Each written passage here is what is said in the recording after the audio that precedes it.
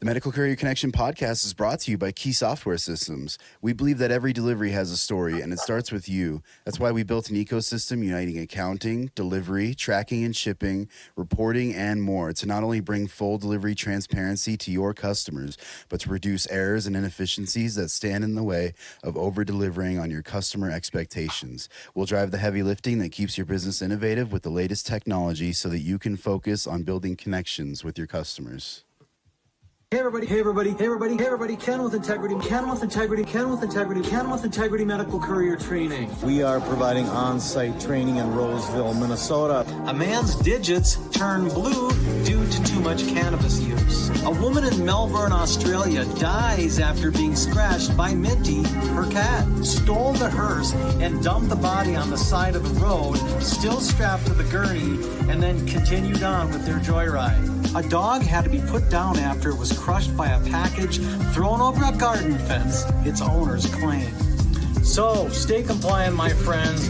Get all your medical courier training needs from us at www.integritydelivers.com. Welcome back to the Medical Courier Connection podcast. How's it going, Ken? Going great, Chris. Hey, yeah, it's another Friday podcast for the Medical Courier Connection, and we're really happy and excited to welcome in a sponsor who's been with us actually for a long time. But we're going to talk a little bit about dispatching and tracking solutions. So, let's welcome him in. Yep, Patrick Scardilli. How's it going? Hey guys, how are you? Hey, good. Happy to be here. Welcome, Patrick. Where are you located? Where are you working out of? We are out of Wall Township, New Jersey. We're right on the Jersey Shore. So every time we say the Jersey Shore, it brings some laughter. So it's a good. Yeah. I mean, I think I spoke at a software event several years ago. I think it was hosted by you guys. And listen, I had preconceived ideas about New Jersey. And they were totally stripped away. I flew into, I want to say Teterboro, drove about an hour and a half to the shore, and I was just blown away. I mean, I can't even say, it was so gorgeous. New Jersey beaches get a bad rap for sure. They sure do. But I think beautiful. And it's funny, before you get going, the videos you were showing in the beginning, we still have customers that talk about your time when you did a presentation at it was a user conference of ours. Yes. And I don't know if you still play that video in your medical training where it was a movie and the guy had the heart and the heart just pops right out of the it just pops right out of the cooler, out of the vehicle, bouncing around the road. We still have people talking about that today. It was that's awesome. It's living in infamy. That's wonderful. I'm glad to hear that. That's from a movie called Rat Race, and one of my favorite scenes. And I try and look for funny scenes from certain movies. We discovered another treasure trove. It was a comedy series that was made for 3 years out of New Zealand. Was supposed to be Australia, so that's kind of the deal. But called Swift and Shift Couriers. Have you seen it? No, I'll have to check that out. Okay, listen, and Chris, we can edit this part out if you want, but look it up. It's on YouTube. It's called Swift and Shift Couriers, and I'm going to warn you right now, it's adult content, adult language. I mean, it's really, really raw, but there are some medical situations that will pop up. If you want to watch a comedy series on the courier industry, that's the only one I'm aware of, and it is pretty side splitting in most cases. So that's awesome. I'll check that out for sure. Absolutely. Great. Okay, so now let's get back into it. So let's do this. Again, so we've had a history, Key Software Systems has been a sponsor of ours for many, many years. You guys supported us when we hosted the Medical Transportation Summit in 2013 and 14 and 15. It was ahead of its time. It was the only medically focused convention in and of its time. Now, a lot of people are kind of doing those and they're popping up, but you guys are gracious enough to really help us through that. We really appreciate that. And continued support for the Medical Courier Connection. During COVID, we kind of put the medical courier connection on the back burner because people had other things to focus on. And we've kind of moved it back to the front burner now. We're doing a lot more activities in the name of the medical courier connection. And a lot of people are joining. I mean, we have attracted a big following. We probably got, I mean, to me, it's big. We probably got 250,000 followers on social media, not to mention the thousands of couriers that take our training on a monthly basis. And so we're honored to have Keys Software support. And whenever we do these live events and other events like the virtual virtual job fair that we do, we're happy to put your logo on there and mention Key Software. So we really appreciate you guys. Absolutely. No, the recognizing what you were doing early on with the carriers to help their drivers be compliant, handle what they're picking up in a very responsible way. All of that kind of bled into the technology we're providing at the same time, because also around there was a big shift in carrier business going to healthcare. A lot of the carriers at the time, banking was still relatively popular, as a vertical. You had a lot of people doing some distribution work as well. They were diversifying, but then, really when the mortgage crisis happened, right? And those things started to shift. Everything started to shift over to healthcare, and large healthcare companies, small pharmacies, labs, clinics, hospitals, they were looking to final mile carriers to complete their deliveries. It was able to lower their costs. They could get better communication out of them. So, where you were training the carriers and their drivers to do, all the compliance and handle everything responsibly, it kind of lent itself perfectly to our software at the time. So it was really a good fit for us to not only support you, but then even you supporting us. It was a good conference. It was great. Oh yeah, I mean, we get new clients every week, so maybe 4 to 5 new company clients on a weekly basis, and we're always telling them, if once you get to that place where you need the software, we send them right to you. I mean, you guys are our go-to company, so we try and refer as many people as we can to Key Software Systems. So, and it's interesting. We'll talk about how social media has really exploded with TikTok. I mean, there are thousands upon thousands of people getting into the industry for the first time, and there's no sign of it slowing. So we'll talk about that in a little bit. Tell me a little bit about your background. How did you get into this industry? I was selling financial services for probably about 6-7 years and really got burnt out. I was looking for some opportunity, came across, it was literally an ad in the paper back then. It was 20 plus years ago.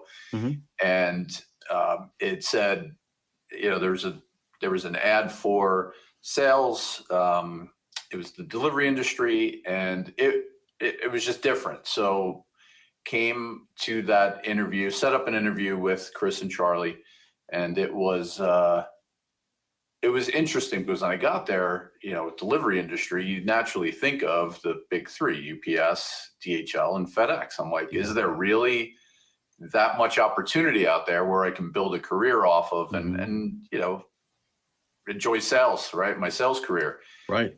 And Charlie had basically shown me, thousands of customers. It's not, we're in a small market, right? You're still not selling to millions of people. There's not hundreds of thousands of companies. So there's a subset of companies that are going to be able to use the product, but there was enough that we could build not only a great company, but I was looking for a sustainable career that was kind of exciting, and it kind of landed right there. And the projection Charlie showed me, the software that they showed me, how they said that they were kind of helping folks and their background, it was just an easy way for me to transition from financial sales into this. And that's how I got started. And the paper, I don't think that happens anymore. Yeah, no, you know what? I mean, stumbling into an industry, I mean, for me, I have a clinical lab background, and I was a courier. I became a courier trainer at the lab. I retired in 2000. That was my first retirement. I'm still waiting for my second, not anywhere in the future. And it was weird because how I stumbled into my field was I was partnered briefly with another courier service, and they were doing medical, and I realized they had no training at all. And that spurred the thought in me that, hey, listen, I can teach people how to do this. It's really easy. Now, fast forward to today, we've trained 830 plus hospitals, laboratories, and courier companies literally around the globe. I flew to Singapore in 2012 and provided training for the nation's largest lab over there. And so best practices are still best practices. And at the end of the day, it's all about patient care. So I love how you talk about how the app works, and we'll get into some of the minutia of that in just a bit. You've been with Key Software for 20 years, you said? 20. Yeah, this was my 20th year. Yeah, long time. Wow. Congratulations. That's amazing. Now, how long has Key Software been in existence then? They've been around for 24, going on 25. They were started. So a big differentiator with us is that we were started by a carrier company as well. So a carrier company was looking for software solutions, and Charlie, who's the president and one of the owners of Key Software, had a consultant company, a consultancy business that he was working with U.S. Department of Defense, Waterford Crystal, big insurance companies, and he had a carrier come to him and see if they could help him evaluate software. So after they kind of took a look at the market, those two decided to get in business together, build the software, and then sell it to the market. So everything that Key Software did at the time was built around that carrier's business. And fortunately for us, that carrier did quite a lot. You know, they did scheduled routed, they did on-demand deliveries. They were getting interest to connect to different shippers in different ways, and the client portals, and just the different needs and communication methods that were available then.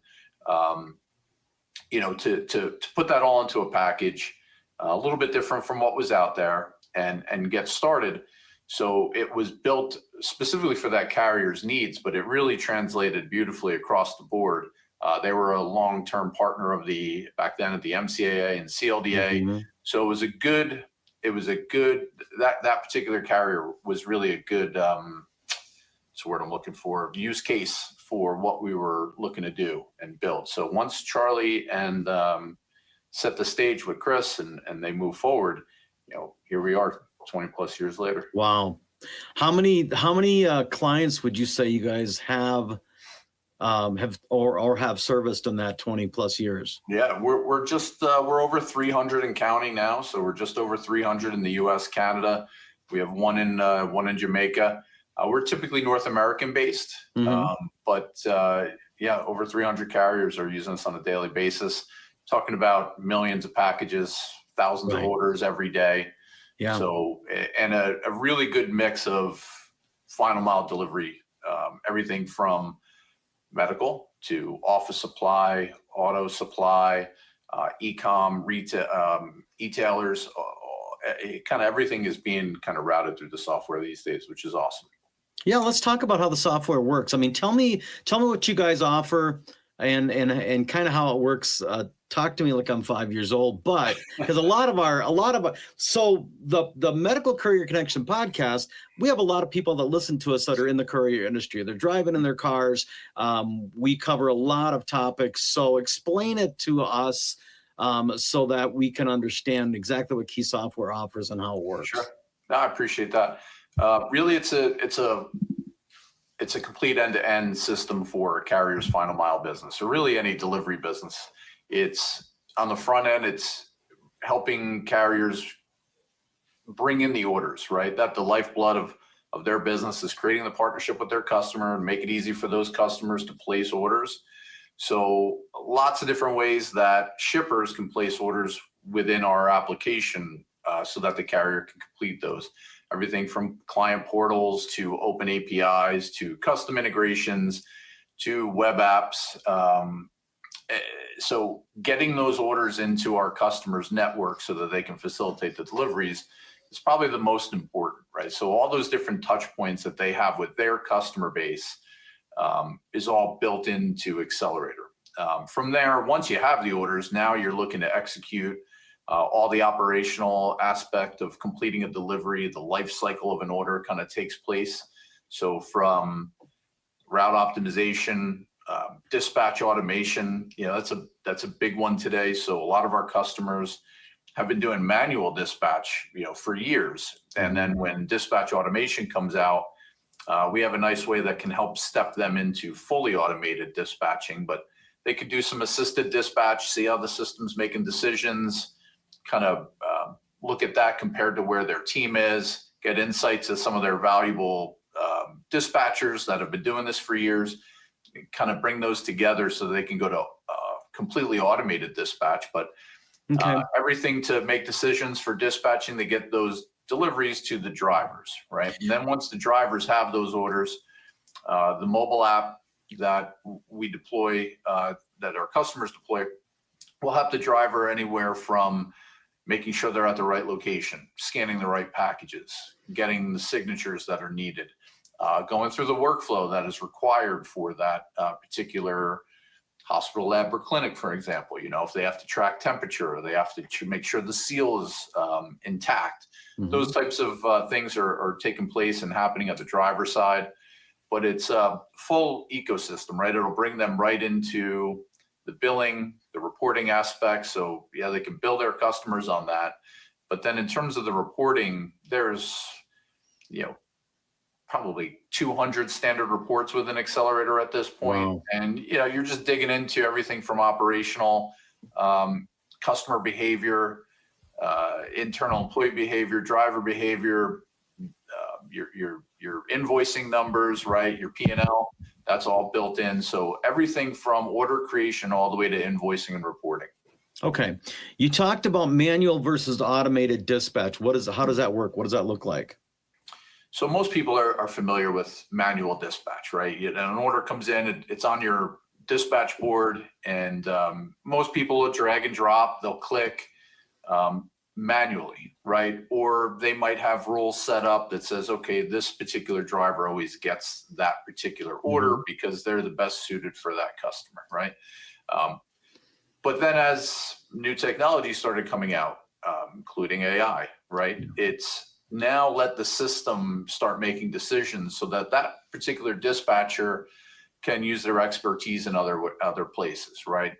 They're going to be seeing exceptions. They're going to be able to respond to those exceptions. They know the drivers and the areas really well, that they could offer more advice in other areas. Let the system make those decisions. So with assisted dispatch, instead of a dispatcher kind of dragging and dropping, they can take one order or a batch of orders or a route, right click it and say, assist me, show me the best drivers, and Accelerator will show them, from best to the next three options and the impact that it's going to have on those drivers, so that the dispatcher can start getting comfortable learning how Accelerator is making that decision.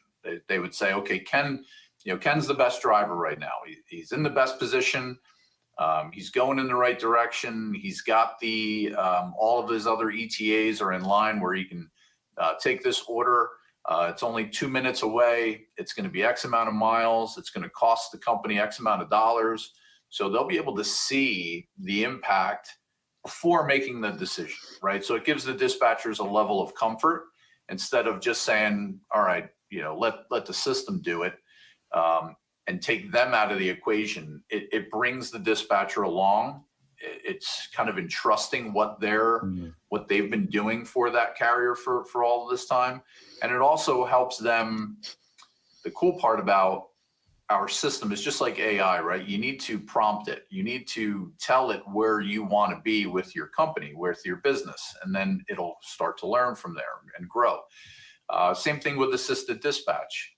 Along with your dispatch team, you would help say, okay, with Accelerator, GPS positioning is critical, right? This is going to be a hot shot. This is going to be done in 30 minutes, 60 minutes.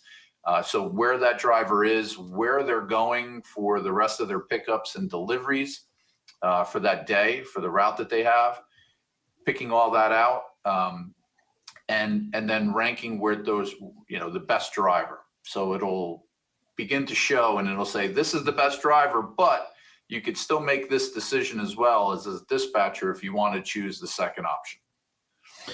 So automated dispatching, everybody's afraid of technology eliminating jobs. So is it, can you foresee a situation where AI would actually do away with the need for a human dispatcher, or are you talking about working together with it and making their job easier so they're less, hands-on, but they're still overseeing it?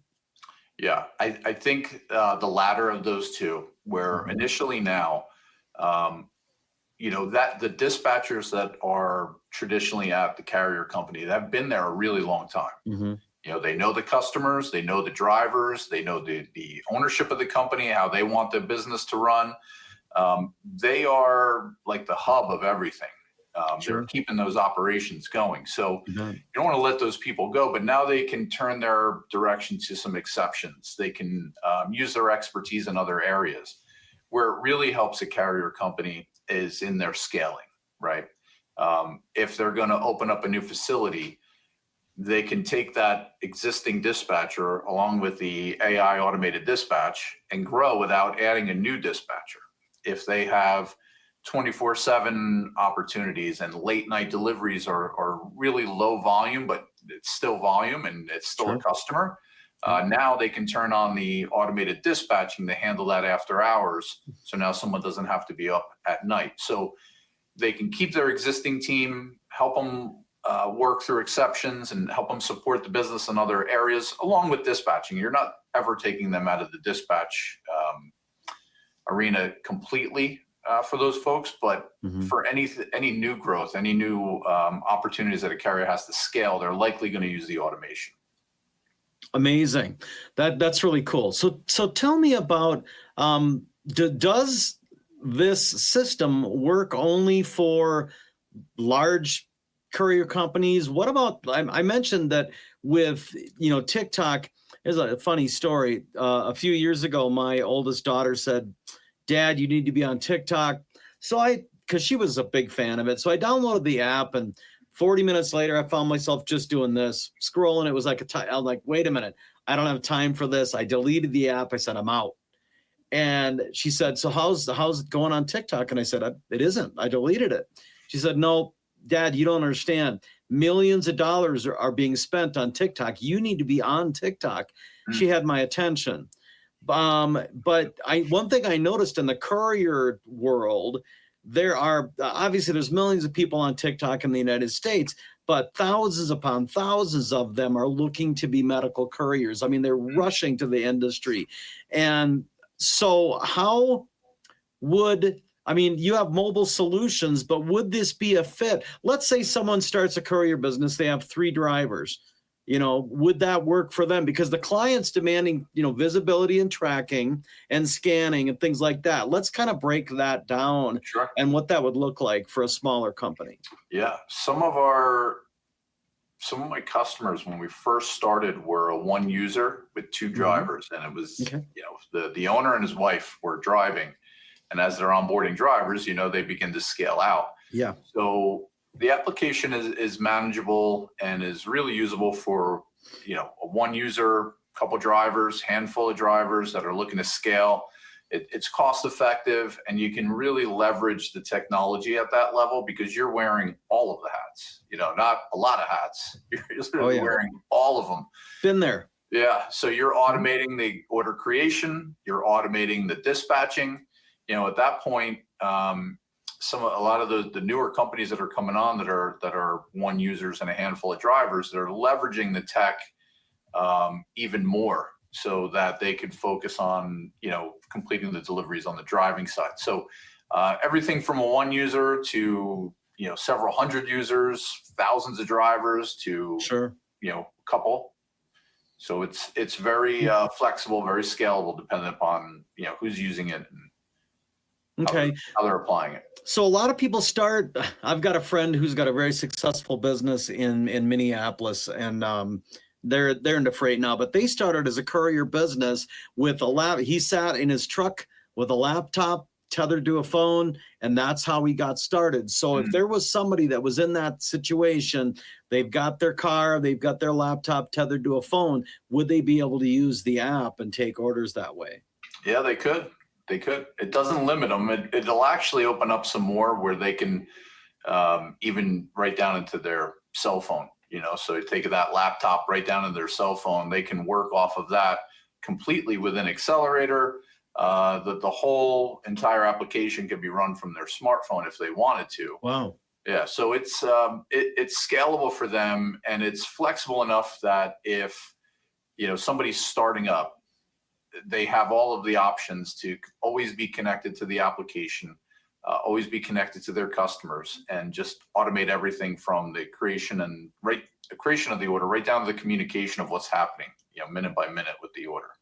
Okay. So you literally would download an app on your smartphone, take orders. At that point, if I'm a smaller company, then I would let's say I got a lab for a client, and we give them a URL, they'd set up their account, they could place orders, they would pop up on the phone, and that person could either take the order themselves or dispatch it. They could scan the package with that same cell phone, operate everything from their phone. Absolutely. Close out the order, get the signature, all of that. Everything. Yep. So we're seeing a lot of different profiles of customers that are on the smaller side, startups. Yeah. Some folks that are, they will have a small subset of their drivers. So they are at home in their home office, either working off a tablet, their phone, or a laptop. But then the drivers in the field are using the mobile app that's connected to the Accelerator. And it just, again, with all of the automation, they don't need a lot of keyboard time. Yeah. Okay. So what sets Key Software apart from your competitors? I'm curious. That's actually That's the question. It's a weird question to ask but it's that elevator question. Tell me why people should choose Key Software over some of your competitors in the market. Yeah, it's interesting because there's a lot of providers in the market, right? Yeah. There's a lot of new providers coming into the market. So you have everything from experienced to really inexperienced providers. And in order to service this industry, everyone needs to have a way to create orders. You need to have a way to dispatch. Even auto dispatching is somewhat of a baseline requirement these days, right? So you're not going to see a TMS platform or a dispatch management platform without that. So everyone's kind of got the same basic requirements. It's devil's in the details, right? The wrinkles are really what sets one company apart from the next. So we've never really tried to sell software. It's kind of like McDonald's. McDonald's is more of a real estate company, right, than they are selling hamburgers, right? They'll sell hamburgers, but they have all of that real estate. Well, we never really wanted to sell software. If I could help you, if I can help the carrier, right, get what they want, we'll get what we want. So what we want is a long-term relationship. So it's how we handle the migration process from pen and paper to a computer system, from using spreadsheets to a computer system, even from one, they might be using a dispatch management platform. How to migrate them over to this one is probably the biggest differentiator. It sounds silly because everyone likes the features, right? The features are there, but if we're not successfully moving you from A to B, you're not going to be able to use them, and we're not going to have a long-term relationship. So that initial movement and this is your business, you're taking your brain, you're pulling it out of this one and pulling it and placing it into our system. So we take a lot of great care with that. You have, naturally there's features that are built within Accelerator because we were built for a carrier, by a carrier. There's a lot of back-end system processing that is not seen in a lot of inexperienced systems, right? Things like pricing, things like even just scanning, right? For you to have a need for a location scan, for you to scan a refrigerator, a nurse's station, something like that, it was the scanning structure that we built according to that carrier's need that allows us to add these components quickly, but still maintain that flow of the workflow of the order and how it's supposed to happen. So in terms of really in terms of a differentiator, that's where we come across. It's the business model, how we're enhancing the product quarterly, our 2-ring policy, right? We know software companies, you're going to need support at some time, whether your customer has an issue, whether your internal teams have an issue, whether your driver as a carrier has an issue. So we have a 2-ring policy here. There's no automated phone prompting. You'll get a live person. Our phone won't ring more than twice, and you'll get someone on the phone. So that, even though we're tech-based, you still need that personal touch, because a lot of, that's what carriers do. You know, carriers in some cases are still taking phone calls from their customers because the customer wants that surety that, you know, what's happening is happening. So when you need help, you want someone now, and a lot of them are on-demand couriers. You know, you're living in a 30 to 90-minute window sometimes, especially with critical medicine, specimen deliveries, a lot of what your customers are dealing with, Ken. So when they're in that space, to be able to get someone real and get someone an answer quickly to get them moving, it's key. Yeah, software as a service. I mean, that's what you know what you're doing. And so if something goes down or something goes wrong, you know, time is of the essence. And, you know, when it comes to servicing healthcare, I remember I years ago, I leased a van from someone. I leased the scanner. Can't remember the service, honestly, but there would be times when the scanner would go down and you're stuck and you can't move and you can't go on. Well, you're on a timed route. People are expecting those medication deliveries at a certain time, and people's lives are depending on it. And so I remember having to call into the company and wait for their IT person to get on it and to figure it out, or to reboot it, or to do whatever they do to make it work so I can scan out that order and move on. And, you know, before that, when I started as a courier, I mean, I would literally drive, I would take the call from the client, and my kids often joke about this. I had a long extended clipboard, and I would take the order and literally write it down or dispatch it from the road. And they often joke about that because it wasn't really terrifying. Safe. Looking back. Oh yeah. Yeah. My kids all have ridden with me and or worked for me in my courier service. And my gosh, when we started our first company, Alpha Stack Courier Service in Minneapolis, we had 2-way radios with the magnet mount on the top of the car and beepers. You know, anybody remember beepers? I miss the Nextel phones we had, because those were the first phones we ever had. So we would just 2-way each other all the time. Yeah. Nextels. Yep. Yeah. And, you know, so things have really come a long way, and I'm really excited about it. So let me ask you a question. So for the people that follow us, the mom and pop courier startups that they've maybe got one client, money is tight, they have to provide that tracking and visibility. We're always pointing them to Key Software.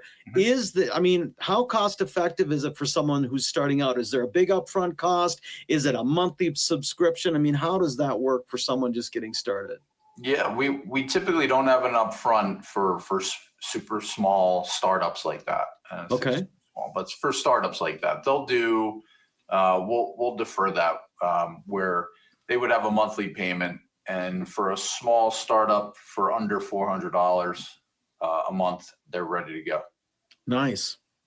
Great. And so is that like a subscription model, or is it per order model, or maybe a hybrid of the both? Yeah, just a subscription to use the software, more like a gym membership. You know, you pay the monthly, you have access to the entire system.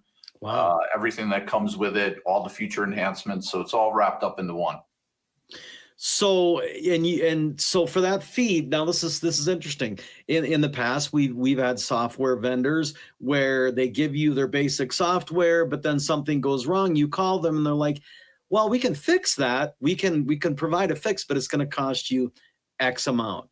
Is that an outdated model? Are there still companies out there that are charging per fix? for that? I don't think there are, to be honest with you. I would be hard pressed if they are. Most companies these days have the support built into it. Yeah. Right. But then it's just at what level is that support? Is it, if I call in, am I getting an automated prompt? Do I have to email in?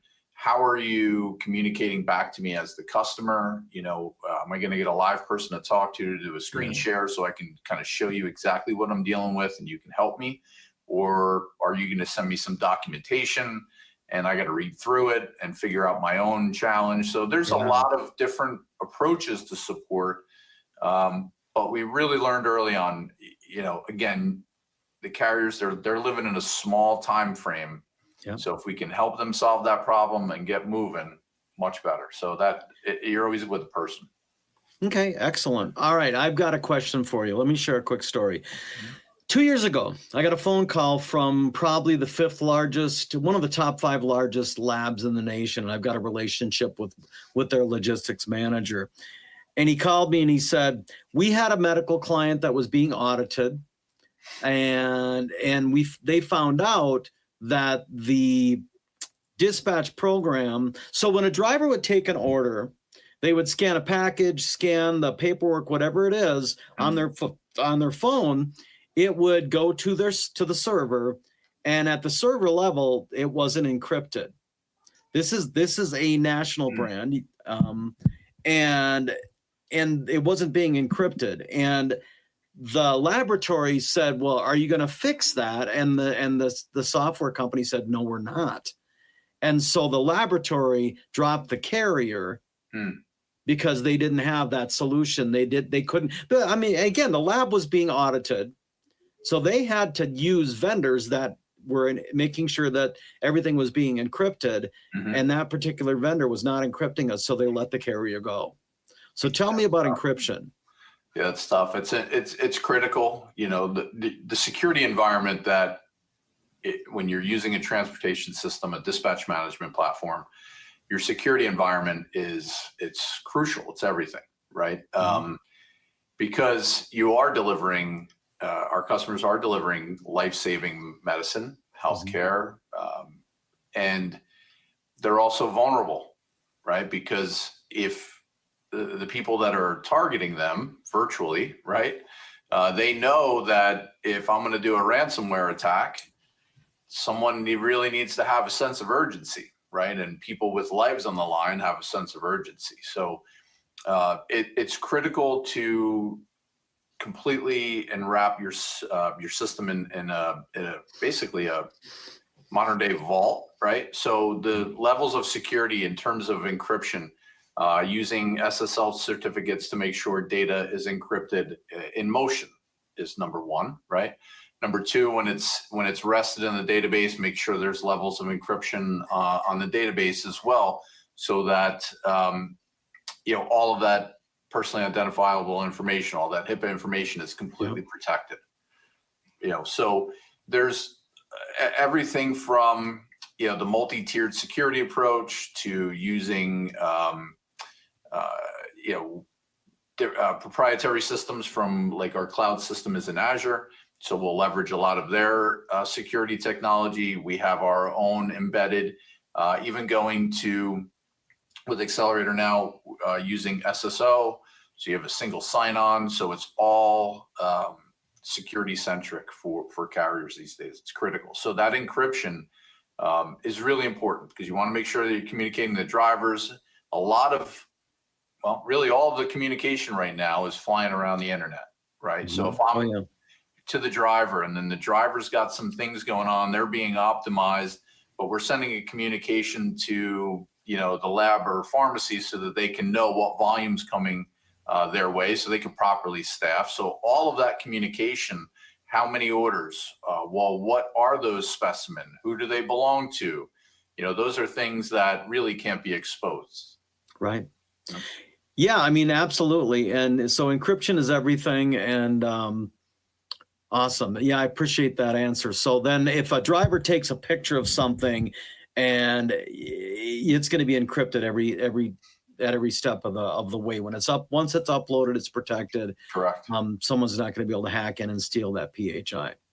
Yeah, and we take a proprietary method here too. So we have some standard methods that we use, but the way we store the images, even if they went in to grab an image, it'd be really hard for them to pull out exactly what that is.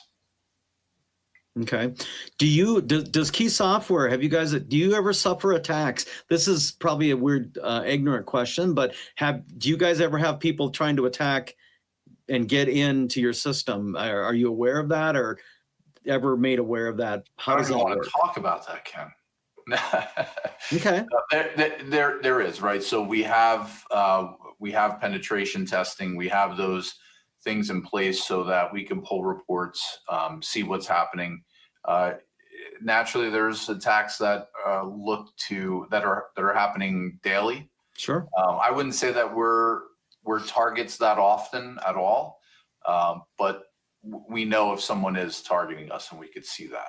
So the level of security that's around the moat that's around the castle is deep. So when they try to penetrate, we can see that. We also use a vCISO, which is a little different. So we have a virtual information officer, right? Okay. So we are able to leverage a full team instead of paying one or two individuals to make sure security's here. Mm-hmm. We have our security team that's here, but we also leverage a vCISO so that they're in charge of all of our security in terms of our software environment, our cloud environment, but also our offices here, right? Mm-hmm. And our procedures, change requests, everything that we go through as a company needs to flow through that security workflow, that security process. So, okay, critical. It's important. We had a gentleman, Keith Carrington, who is on our consultancy team. He's part of the compliance league, they call it on our website. But Keith's main job is HIPAA compliance. That's what he does. He's a lawyer in that industry. That's all he does. Mm. And there are situations where courier companies can be vulnerable. If they use routers that are not protected, someone could literally sit in their parking lot, hack into their system. And so these are things that, risk assessment on a regular basis, courier companies need to do that, constantly examining the changing landscape, either technological or procedural, and just the security of their building, their facilities. But things change on such rapid changing. Information and technology and abilities are changing on a daily basis. What's the future of this industry? Where do you see it going? I mean, we mentioned AI, but what do you see changing in the industry? What's the future for dispatching and tracking and visibility and reporting and all of that? Really automation, right? And that's coming down to AI. A lot of it is coming down to AI. Not all of it, but where AI is really helping people, right? People are seeing it now with route optimization and dispatch automation. And that's all occurring now at I don't want to say an infant stage, because it's been around for about 5 years, but tapping into where AI is now, right? That's growing every 30 days.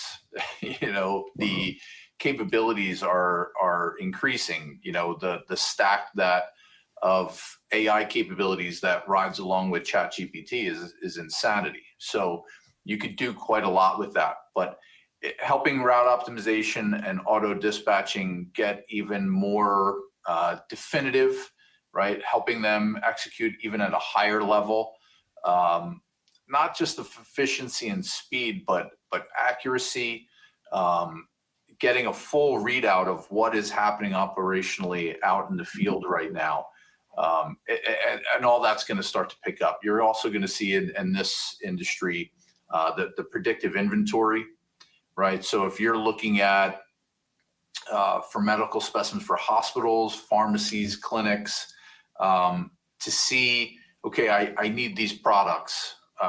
This is what's happening based upon order volume. This is what I need to store. So it starts to tie in together the inventory with customer behavior or shipper behavior. Sure. Allow you to pull that into it.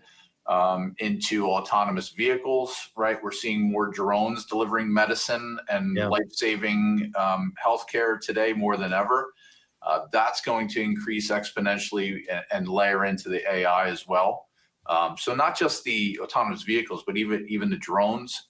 You have the other areas that AI is going to touch into is your compliance, right? Chain of custody, monitoring the handle, how that driver's handling. That, like we were saying, like the heart hopped right out of that tote. Yeah, right. But so the chain of custody, is the tote sealed? Is it vibrating? What's the temperature? How's that? Who's it communicating to, and how often? So that the driver knows, all right, everything's good. So there's a lot of technology coming out on that side as well. Demand forecasting for flu seasons and even disasters. A lot of our customers deliver for Red Cross, and if there's a massive disaster, Red Cross now can say, okay, this is what we're going to need to have in this area to deliver life-saving blood to people. And then that translates down to the carrier and now what their activity is going to, what level of orders they have to deliver in that area. So knowing now, okay, we have a tornado possible, right? And this is going to bring us into some type of a disaster, and we could be ready for that.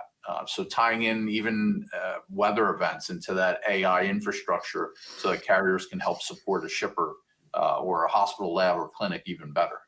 And then really just kind of round that out into workflow automations, fraud prevention. Right now, we're seeing a lot of on the driver side, if a driver is going to make a delivery, right, having some like ocular recognition. Do I have the right number of this building? Do I have the box and the number in that image to make sure that the driver is taking a quality image if they're doing a contactless delivery?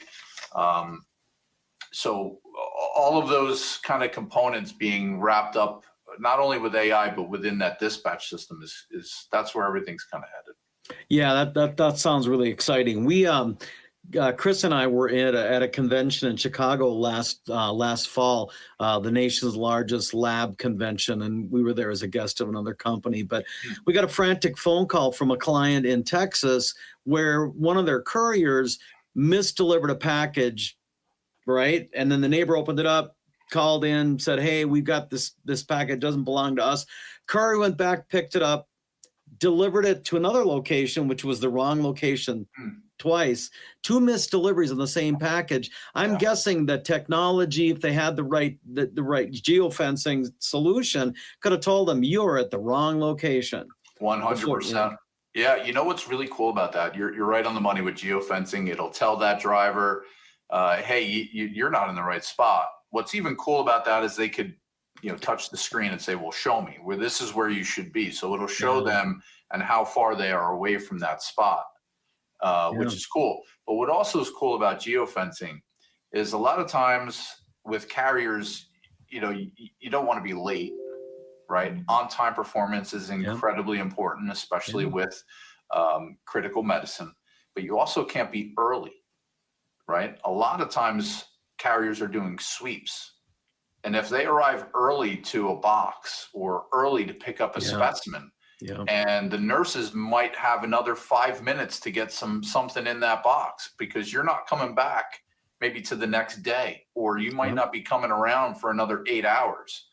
So what's really cool is about the geofencing, with the accelerator, it'll show if a driver shows up early and attempts to complete that pickup, it'll let them know you have 5 minutes.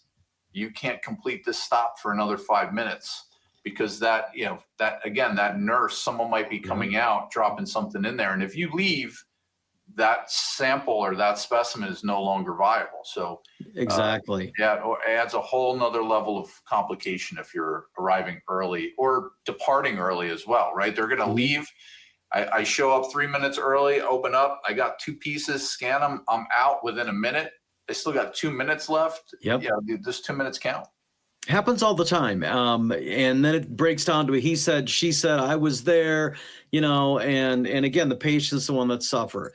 Redraws, the average cost of a redraw in the United States starts at $349, can go up from there, but not to mention, in some cases, the patient might be in a state of crisis physically, and they can't get a redraw. The patient could literally die from that type of a mistake. And we talk about it all the time when we're training people, that your mistake could literally cost the life of a patient. Let's talk about it and make sure that doesn't happen. And we've got multiple stories, unfortunately, where couriers had contributed to the death of a patient. So at the end of the day, it comes down to patient care. And, so.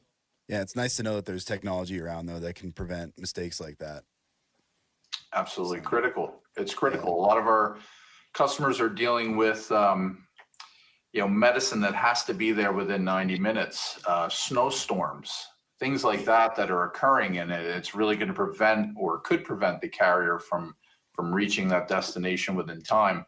All of the communication methods that go into communicating back to the shipper, to the consignee, to make sure that their child will get that medicine, it's really important. Yeah.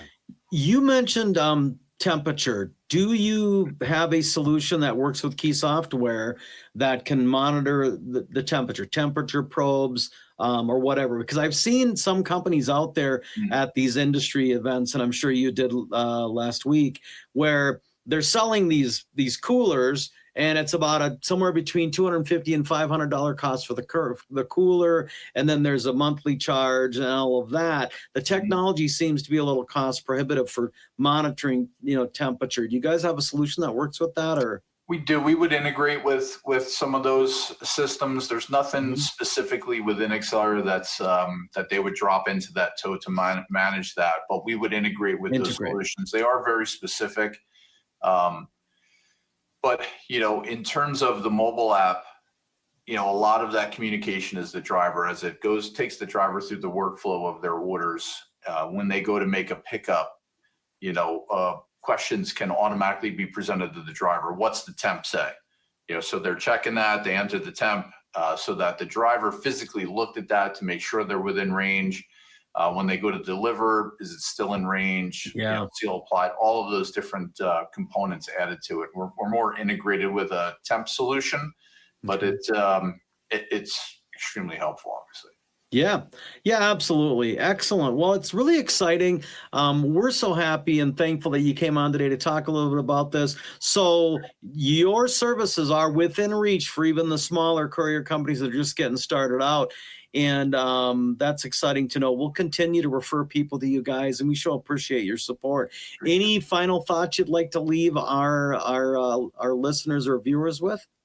It's just when you're going through and looking to adopt technology, it's important that you're not really feeling sold. You want to be able to talk through what your challenges are, what your goals are, where do you see this, where do you see your company in the next 2 years, 3 years. Really, most importantly, if you didn't do that, where do you see yourself in 2 to 3 years? If you didn't adopt new technology to handle new requests from your shippers, from your customers, what does that look like for you? More people, more headaches. So you really want to look at that as a tool to support you, and make sure you're just openly communicating with not only provider of choice, but as you're going through the review, you want to be as open as possible, because there's some components in there that your software provider can help you and help you ingrain into your customers a little bit further. Excellent.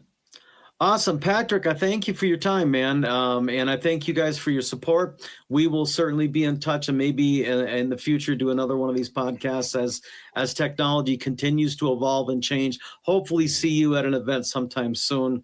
Sounds good. And thanks. I appreciate you so much. Yeah, appreciate you both. Thank you so much for having us. Awesome. Thanks, Patrick. Appreciate you. Take care, guys. All right. So for those watching on YouTube, don't forget to like the video and subscribe to the channel if you haven't already. If you're listening to the audio podcast, our podcast is available on Apple Podcasts, the Podbean app, Spotify, Amazon Music, iHeartRadio, Player FM, and Podchaser. Awesome. See you guys next week. I guess. All right. Thanks. Hey everybody, Ken with Integrity Medical Courier Training here. And this is what's happening, right? So with such a serious subject, but he's able to inject humor.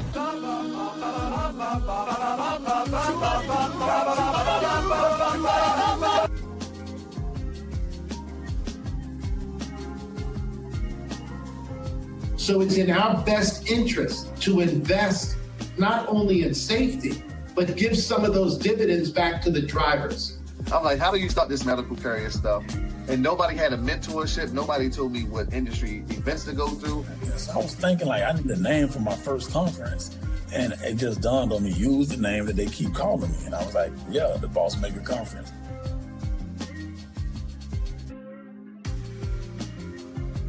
You're learning so many important things, and I'm so proud of you. Yeah, that sounds a bit expensive. I think I'll just train them myself. After all, this isn't rocket science.